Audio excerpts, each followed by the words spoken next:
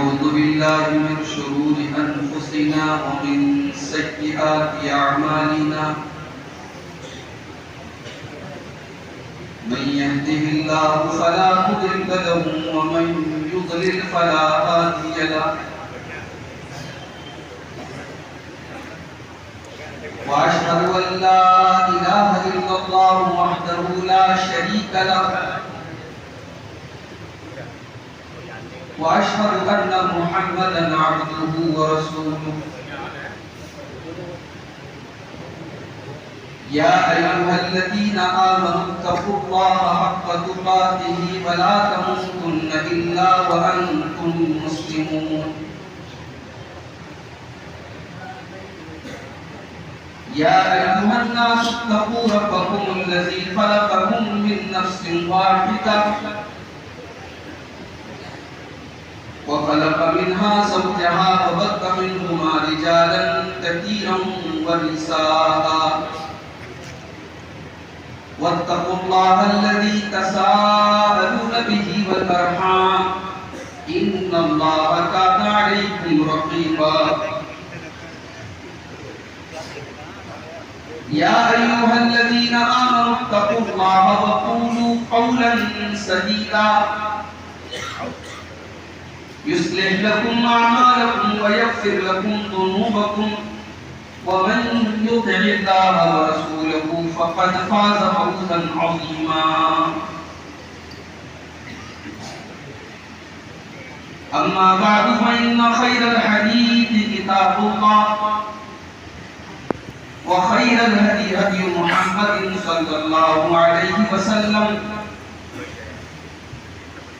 وشر الأمور محدثاتها وكل محدثة بدعة وكل بدعة ضلالة وكل ضلالة في النار. أعوذ بالله من الشيطان الرجيم. بسم الله الرحمن الرحيم.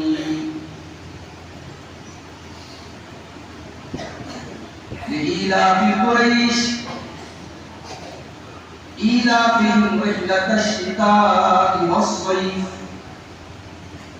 وليعبدوا رب هذا البيت الذي أطعمهم من جوع وآمنهم من خوف.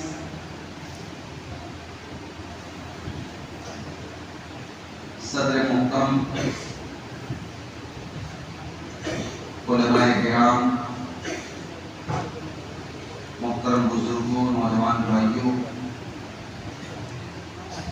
پردہ نشین ماں اور بہنوں، پیارے بچوں، مقامی جمعیت اہل حدیث لوہتا کی طرف سے ہر سال یہ پروگرام منعقد ہوتا ہے اور اس سال یہ پروگرام اس اعتبار سے اور خصوصیت کا حامل ہے کہ پروگرام کے لیے جو عنوان چنا گیا خیر امت کون، ہم اور آپ اللہ کے آخری نبی صلی اللہ علیہ وسلم کے امتی ہیں اور اللہ نے ہمیں خیر امت، سب سے بہترین امت، the best community اللہ نے کہا. تو اس خیر امت کے تقاضے کیا ہیں، ہماری ذمہ داریاں کیا ہیں، یہ بہت ضروری چیز ہے. اور جو عنوانات دیے گئے علماء کو، شیخ ظفر رحمان مکی حفظہ اللہ کا کتاب ابھی آپ نے سنا گناہوں کی ہولناکیاں اور گناہوں کے خطرناک نتائج کے موضوع پر.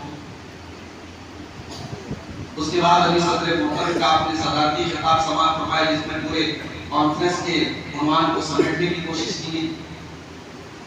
اور میرے بعد ابھی دو اور اہم تقریریں آپ سماعت کریں گے، شیخ فرات رحمانی اور شیخ محمد زکی سکاوی صاحب حفظہم اللہ. تو یہ بڑا اچھا کام کیا گیا کہ علماء کے عنوانات بھی انہیں بتا دیے گئے، پوسٹر کو ان کو شائع کرایا گیا، بتا دیا گیا کہ اس پروگرام میں اس ٹاپک پر بات کرنا. مجھے جو عنوان دیا ہے اسلام کا نظام امن و سلامتی، ظاہر اسلام دنیا کے دیگر مذاہب کی طرح، دیگر ادیان کی طرح کوئی عام دین نہیں ہے، یہ انسان کا بنایا ہوا نہیں ہے، یہ مین میڈ نہیں ہے، یہ اللہ کی طرف سے بنایا ہوا ہے۔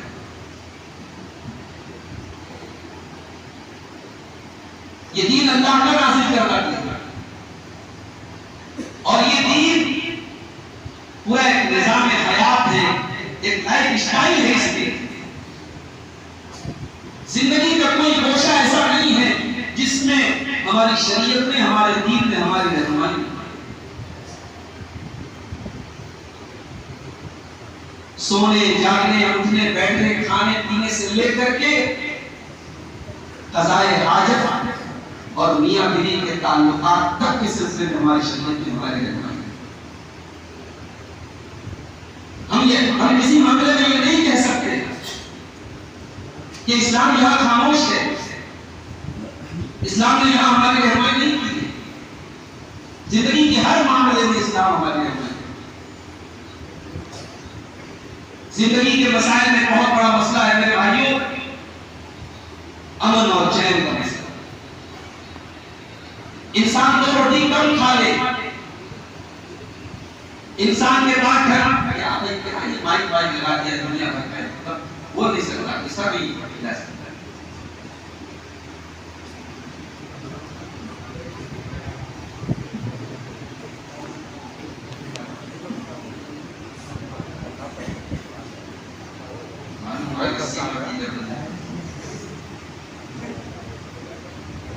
امن اور چین دنیا کی سب سے بڑی نعمت ہے۔ اللہ تبارک و تعالیٰ نے اسلام کی نعمت کے بعد سب سے بڑی نعمت جو دی ہے وہ امن اور چین کی ہے،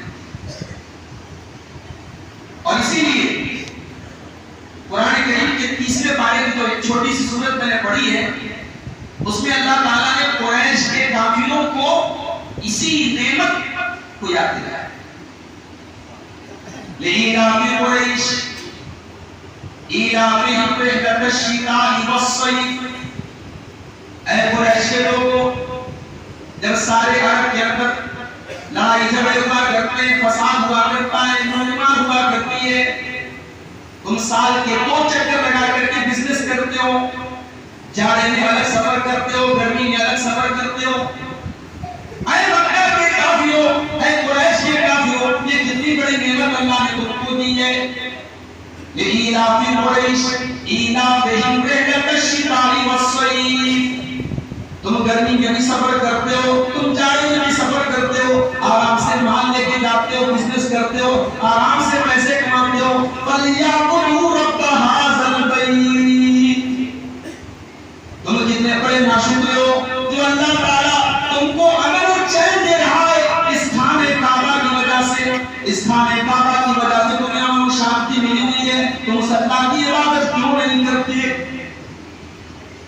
فَلْيَعْبُدُوا رَبَّ هَٰذَا الْبَيْتِ، اس گھر کے رب کی عبادت کرو۔ الَّذِي أَطْعَمَهُم مِّن جُوعٍ وَآمَنَهُم مِّنْ خَوْفٍ۔ وہی اللہ ہے جو جب تم بھوکے ہو تو تم کو کھانا کھلاتا ہے، جب تمہیں خوف لاحق ہوتا ہے، جب تمہیں ڈر ہوتا ہے، اللہ تمہیں امن اور چین کی دولت دیتا ہے۔ امن اور چین کی دولت بہت بڑی نعمت ہے، اور قرآن میں اللہ نے بار بار اپنی اس نعمت کو یاد کیا ہے۔ ایک مقام پہ اللہ نے قرآن میں فرمایا، أَوَلَمْ يَرَوْا أَنَّا جَعَلْنَا لَهُمْ حَرَمًا آمِنًا۔ کیا تم نہیں دیکھتے ہم نے تم کو حرم کے آس پاس میں رکھا، تمہیں مکہ میں بسایا، تمہیں امن اور چین کے علاقے میں بسایا۔ وَيُتَخَطَّفُ النَّاسُ مِنْ حَوْلِهِمْ۔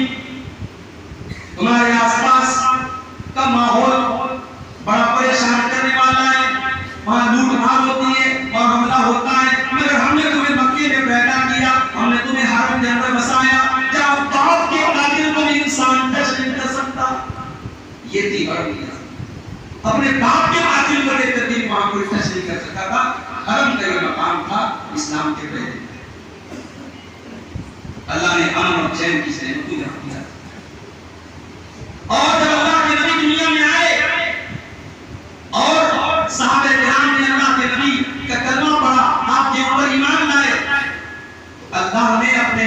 صحابہ کو بھی یہ نعمت یاد ہے.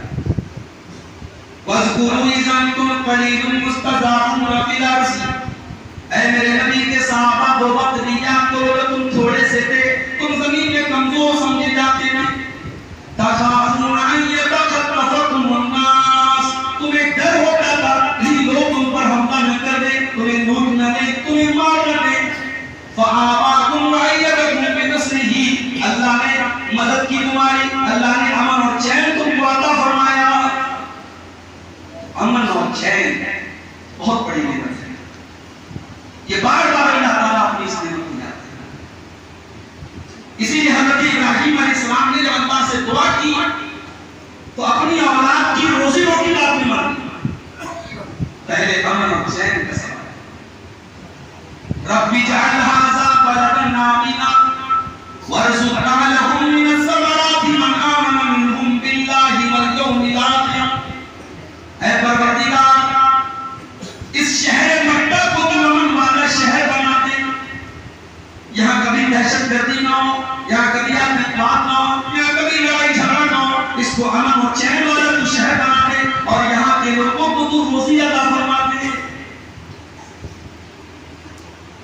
دعا جب دل سے نکلتی ہے, ہائے ابراہیم دعا, اور جب دعا کر رہے ہیں تو مکہ کوئی آج کی مکہ سٹی تھوڑی تھی بھائی, بے آب و گیا سا زمین, دور دور تک نہ آدم نہ آدمی نہ انسان نہ چرندہ نہ پرندہ نہ اناج ہے.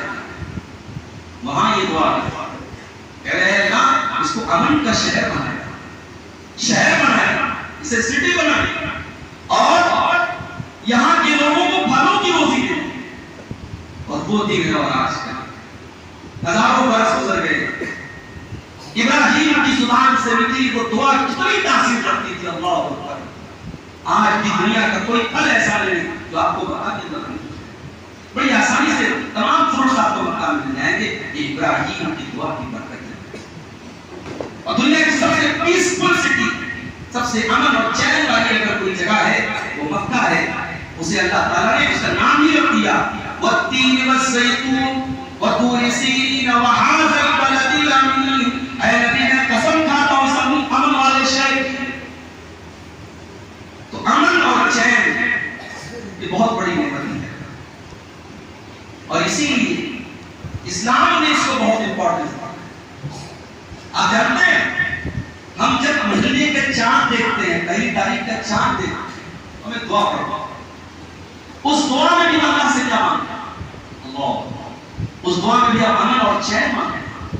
اللہم اہلہم علینا بالامن والایمان والسلامت والاسلام ربی وربک اللہ. اے اللہ اس چاند کو تو ہمارے اوپر امن کے ساتھ, ایمان کے ساتھ, سلامتی کے ساتھ, اسلام کے ساتھ تو فرما. اور اے چاند میں دعا تو کر رہا ہوں اللہ سے, مگر تو یہ نہ سمجھنا کہ میں تجھے اپنا رب مانتا ہوں, تجھے رب ماننے والے مانتے ہوں گے. ربی وربک اللہ. اے چاند میرا رب بھی اللہ ہے, تیرا رب بھی اللہ ہے. ہم چاند دیکھ کر کے دعا بھی پڑھ رہے ہیں, امن اور چین کی دعا بھی مان رہے ہیں, اور اپنے عقیدے توحید کا اظہار. تو اسلام امن اور شانتی کو بہت امپورٹنس دیتا ہے.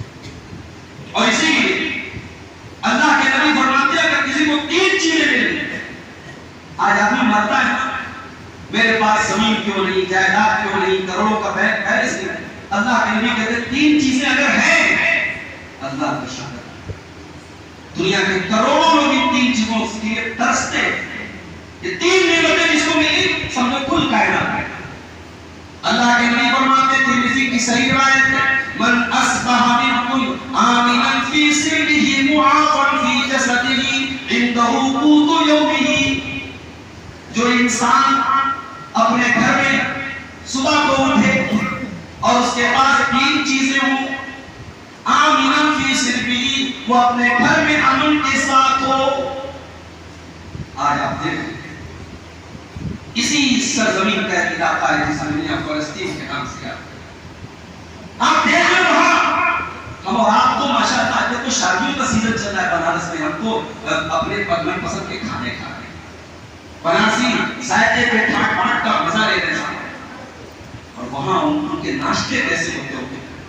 ایک ویڈیو میں نے دیکھا کہ ان لوگوں نے اس زندگی کو اپنی لائف کا پارٹ بنا. وہ ناشتہ کر رہے, کھانا کھا رہے, اور آسمان پہ میزائلوں کے حملے ہو رہے ہیں اور بارود کے حملے ہو رہے ہیں, نظر آ رہا ہے, بلڈنگیں تباہ ہو رہی ہیں, مگر اسی دہشت کے سائے تلے فلسطین کے لوگ زندگی. اللہ کے نبی کہتے اگر آپ امن کے ساتھ رہتے ہیں, معافی کی جیسے اور آپ کے بدن میں عافیت ہے, کوئی بیماری نہیں ہے, چھوٹی موٹی بیماری چلتی رہتی ہے, سردی زکام اس کا مسئلہ نہیں, کوئی بڑی بیماری نہیں, یہ بھی بہت بڑا مسئلہ ہے. کینسر آدمی کو پتہ نہیں کب سے ہوتا ہے, مگر جس دن ڈاکٹر بتا دیتا ہے تجھ کو کینسر ہے, بیچارہ آدھا اسی دن مر جاتا ہے. کتنے لوگوں کو میں نے دیکھا, کتنے لوگوں کو میں نے اپنی آنکھوں سے دیکھا, جس دن یہ ڈکلیئر ہو گیا کہ جو کینسر ہے, اس دن سے وہ صحت جو گرنی شروع ہوئی اور بستر جو پڑا تو وہ قبرستان میں نظر آیا. معافن کی جیسے اللہ کے نبی کہتے ہیں بدن میں اگر عافیت ہے, آرام ہے, کوئی بڑی بیماری نہیں ہے. اور انہو قوت یوم, ایک سال کی بات نہیں ہے اللہ کے نبی, ایک مہینے کی بات نہیں, آج کا کھانا ہے میرے پاس, مجھے یہ پتا ہے 24 گھنٹے کا کھانا ہے میرے پاس, مجھے شام تک کسی کے آگے ہاتھ نہیں بنانا ہے, میرے بچوں کو دو ٹائم کی روٹی کے لیے آج کی میں کہیں جانا نہیں پڑے. یہ تین چیزیں اگر کسی کے پاس ہیں, اللہ کے پیارے نبی فرماتے ہیں فَكَأَنَّمَا خِيزَتْ لَهُ الدُّنْيَا بِهَذَا فِيهَا, اس کو ساری کائنات مل گئی, اس کو دنیا کی ساری دولت مل گئی. یہ اللہ کے نبی کی حدیث ہے. تو امن اور چین اور سکون یہ بہت بڑی نعمت ہے, اور اسلام کا پورا جو نظام ہے, اسلامی جو پوری شریعت ہے, اس کا دعویٰ مدار اسی پر ہے کہ سوسائٹی میں امن کیسے پائے. اور جب امن کی بات آئی تو ایک بات اور نوٹ کر لو بھائی, ایک سماج ہے وہاں زنا نہیں ہو رہا, قتل نہیں ہو رہا, چوری نہیں ہو رہی, لیکن شرک ہو رہا ہے. انسان پتھر کے آگے سجدہ کرتا ہے, انسان اللہ کی بنائی ہوئی چیزوں کو اپنا رب مان رہا ہے. تو کیا اس سوسائٹی میں امن اور چین مانا جائے گا؟ اسلام کہتا ہے, اسلام کا کہنا یہ صرف چوری کا ہونا, زنا کا ہونا, قتل کا ہونا یہی فساد نہیں ہے, یہی بگاڑ نہیں ہے. جس سوسائٹی میں شرک ہو رہا ہے, اللہ کو چھوڑ کر کے غیر اللہ کی عبادت ہو رہی ہے, اور سب سے بڑا نیائے ہو رہا ہے, ان الشرک لظلم عظیم. دنیا کا سب سے بڑا ظلم شرک ہے. جس سوسائٹی میں شرک ہو رہا ہے, اس سوسائٹی کو ہم ایک امن اور شانتی والی سوسائٹی نہیں کہہ سکتے. اس لیے اسلام یہ کہتا ہے کہ سوسائٹی میں امن قائم کرنا ہے تو توحید کو قائم کرو, ایک اللہ کی عبادت کی طرف. أَفَغَيْرَ دِينِ اللَّهِ يَبْغُونَ وَلَهُ أَسْلَمَ مَن فِي السَّمَاوَاتِ وَالْأَرْضِ. اے لوگو, تم اللہ کو چھوڑ کر کے دوسروں کی عبادت کر رہے ہو, جبکہ کائنات کی تمام چیزیں اللہ کے آگے جھک رہی ہیں. پہاڑ اللہ کے آگے جھکتا ہے, ہوائیں اللہ کے گن گاتی ہیں, چڑیا اللہ کا گن گاتی ہے, زمین کی کائنات کی ساری مخلوقات اللہ کی توحید کے ترانے پڑھتی ہیں. اور انسان تو کتنا بڑا ناشکرا ہے, تو اللہ کے ساتھ شرک کر رہا ہے. توحید کے بغیر امن اور چین نہیں. اسی لیے اللہ قرآن میں کہتا ہے الذین آمنوا ولم یلبسوا ایمانهم بظلم اولئک لهم الامن وهم مہتدون. جو لوگ ایمان لائے اور انہوں نے اپنے ایمان کے ساتھ ظلم نہیں کیا, ظلم کو نہیں ملایا, انہی کو امن اور چین ملے گا دنیا میں بھی اور آخرت میں. جانتے ہو ایک فرقہ ہے, وہ کہتا ہے صاحب قرآن کافی ہے, ہمیں حدیث کی ضرورت نہیں. اسے پوچھو اس آیت کا کیا مطلب ہے. یہ سورہ انعام کی آیت ہے. اللہ کہہ رہا ہے جو ایمان لائے اور اپنے ایمان کے ساتھ انہوں نے ظلم نہیں کیا, انہی کو امن اور چین ملے. یہاں ظلم سے کیا مراد ہے؟ قرآن خاموش. جب یہ آیت نازل ہوئی, حدیث میں آتا ہے صحابہ کرام پریشان ہو گئے. صحابہ کرام اللہ کے نبی کے پاس آئے, کہنے لگے اللہ کے نبی ہمیں سے کون ہے جس نے کبھی نہ کبھی کسی کے اوپر ظلم نہ کیا؟ ہمیں سے کون ہے جس نے کبھی اپنی ذات پر ظلم نہ کیا ہو, کوئی گناہ نہ کیا؟ اے اللہ کے نبی, قرآن کہہ رہا ہے الذین آمنوا ولم یلبسوا ایمانهم بظلم اولئک لہم الامن وہم مہتدون، جو ایمان لائے اور ایمان کے ساتھ ظلم نہیں کیا انہیں کو اللہ ہدایت دے گا اور وہی امن و چین پائیں گے، نجات پائیں گے۔ اے اللہ نبی ہم سے کون بچے گا؟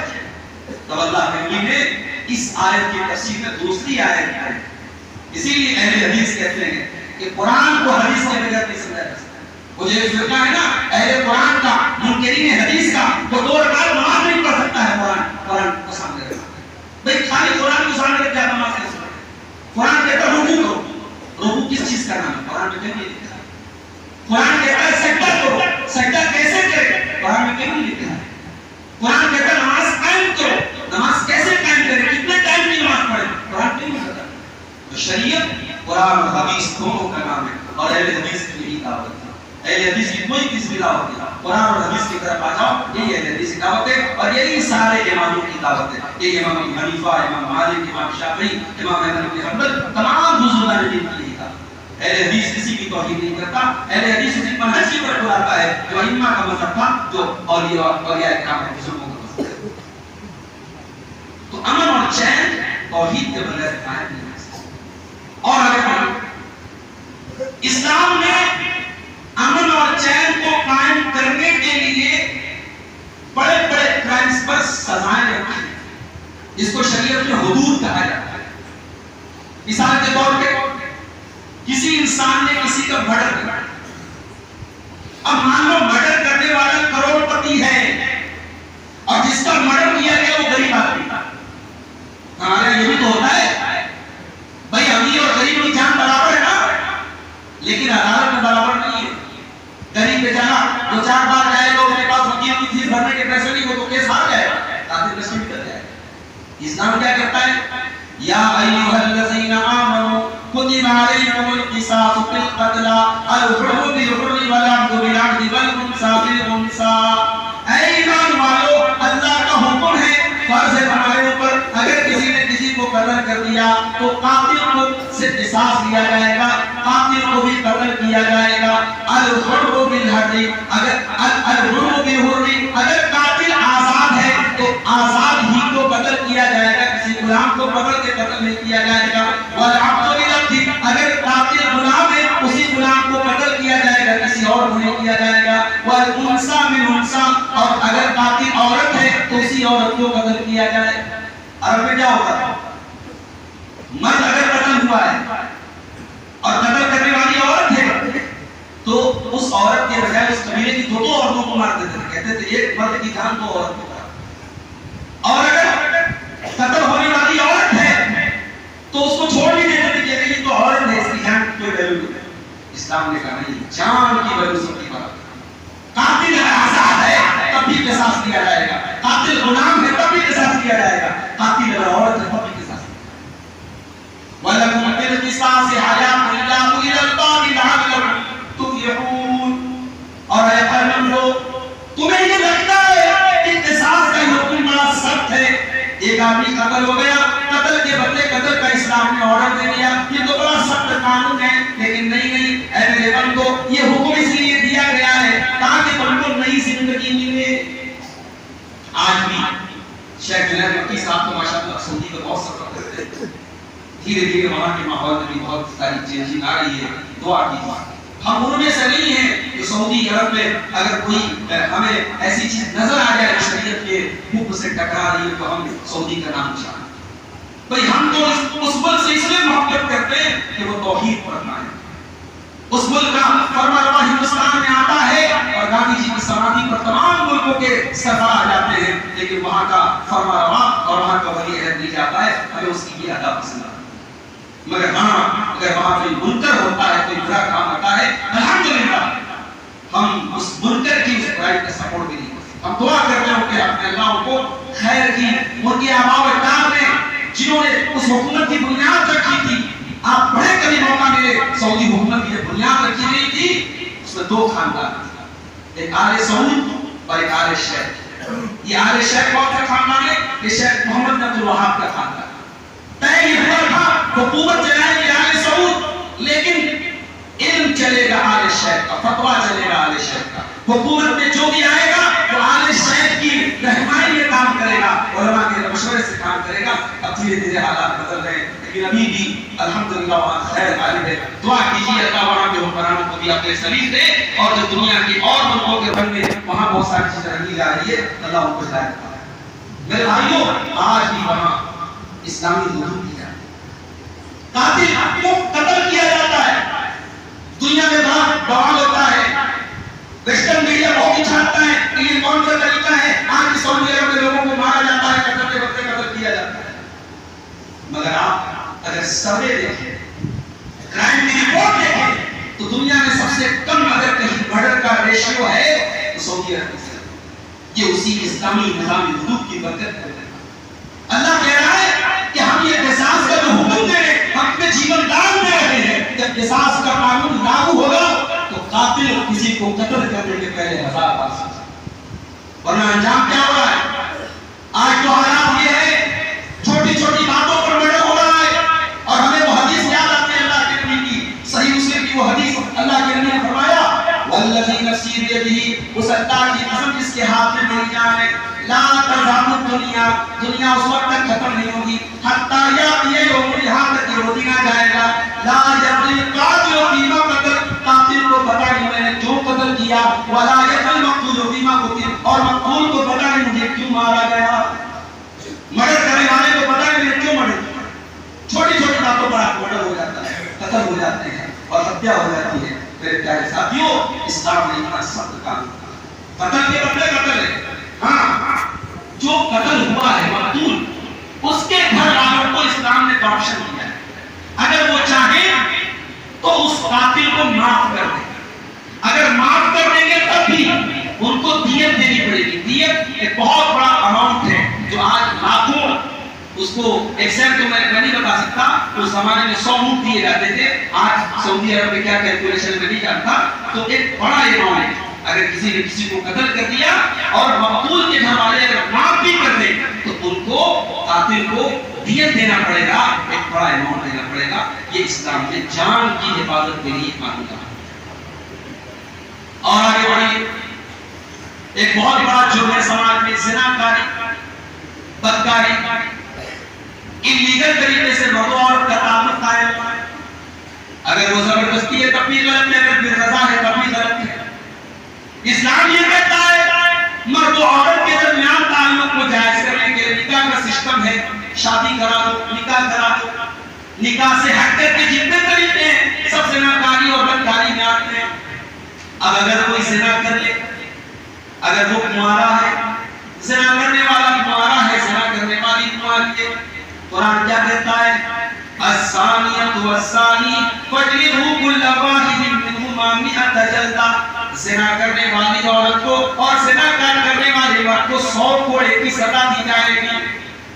وَلَا تَأْخُذْكُمْ بِمَا رَأَتْكُمْ فِي دِينِ اللَّهِ, اور جب یہ سزا دی جائے گی, قرآن کہہ رہا ہے یہ سزا دینے کے ٹائم تمہیں کوئی مرغت نہیں کرنی ہے, تمہیں کوئی قرض نہیں کھانا ہے. انہوں نے بہت بڑا کرائم کیا ہے, بہت بڑا جرم کیا ہے, اور آگے قرآن کہتا ہے وَلْيَشْهَدْ عَذَابَهُمَا طَائِفَةٌ مِّنَ الْمُؤْمِنِينَ, اور جب زنا کی سزا دی جائے تو پبلک پلیس میں دی جائے, سب کے سامنے دی جائے. یہ تو کنوارے کی سزا ہے. اور اگر شادی شدہ زنا کرے تو اسلام میں رجم کی سزا ہے, اس مرد کو اور اس عورت کو رجم کر دیا جائے, پتھروں سے مار مار کے.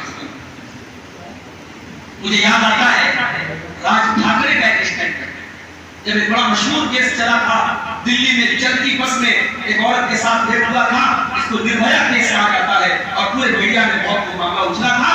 تو اس وقت یہ ہوا تھا کہ اس طریقے کے ریپ کرنے والوں کو فوراً سزا دی جائے, فاسٹ ٹریک عدالت میں سزا دی جائے. تو راج ٹھاکرے نے بیان دیا تھا, اس نے کہا تھا کہ اگر اسلامی قانون کے مطابق جو سزا ہے اگر وہ سزا دی جائے تو شاید یہ ریپ کیس ہے. مگر ہم یہاں یہ بات بتا دیں کہ ہمارے ملک کا قانون صرف زنا بالجبر کو جرم مانتا ہے, جس کو ہم ہندی میں بلاکار کہتے ہیں اور انگلش میں اس کو ریپ کہا جاتا ہے. اگر آپس کی سہمتی سے اگر یہ گناہ ہوتا ہے, عدالت کی نظر میں غلط نہیں ہے, مگر اسلام کی نظر میں تب بھی غلط ہے, اور اس کو سزا دی جائے گی. امن اور چین سماج کو قائم کرنے کے لیے اسلام نے زنا کی روک تھام کے لیے قانون بنایا. اور آگے بڑھیں, چوری, کوئی کسی کا مال چوری کر لے اس کی کیا سزا ہے؟ والسارق والسارقة فاقطعوا أيديهما. اللہ فرماتا ہے چوری کرنے والے مرد اور چوری کرنے والی عورت کے ہاتھ کاٹ دو. جزاء بما کسبا نکالا من اللہ. یہ ان کے کرتوت کی سزا ہے. یہ اللہ کی طرف سے یہ سزا اتاری گئی ہے. ان کا ہاتھ کاٹ دیا جائے. ان سے کوئی جرمانہ نہیں, کوئی گارنٹی نہیں. انہوں نے چوری کی ہے, ان کا ہاتھ کاٹ دیا ہے. یہ اسلام کی سزا ہے. اور آگے بڑھیے. ایک انسان کی, ایک عورت کی, ایک مرد کی آبرو کی کیا حفاظت کرتا ہے اسلام. کسی نے کسی عورت کے اوپر زنا کی تہمت لگا دی, کسی کے قصور کے اوپر, کسی کے گناہ کے اوپر زنا کی تہمت لگا دی, چاہے وہ مرد ہو چاہے وہ عورت ہو. اسلام کہتا ہے اگر آپ نے کسی کے اوپر زنا کی تہمت لگائی ہے تو 4 گواہ کو لانے پڑیں گے.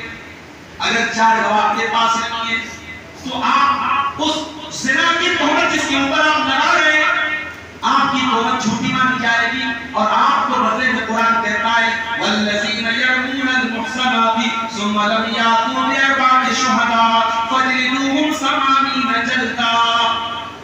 جو لوگ بے قصور عورتوں کے اوپر جھوٹی تہمت لگاتے ہیں, زنا کی تہمت لگاتے ہیں, ان کو 80 کوڑے کی سزا دے دو. ان کو 80 کوڑے مارے جائیں گے اور ان کی گواہی پھر اسلامی عدالت میں قبول نہیں کی جائے گی. اسلامی عدالت میں لکھ دیا جائے گا یہ بھروسے کے لوگ نہیں ہیں, یہ ٹرسٹ کرنے کے لائق نہیں ہیں. ایک عورت کی عزت کھلواڑ نہیں ہے کوئی کسی کو بھی بدنام کرے. کسی انسان کی, کسی مرد کی عزت کوئی کھلواڑ نہیں ہے کوئی کسی کو اوپر الزام لگاتے ہیں. زنا کی تہمت لگانے والے کو 80 کوڑے کی سزا لگائی جائے گی. اسلام کی بات. تو اسلام کا جو نظام حدود ہے یہ امن اور سلامتی کو قائم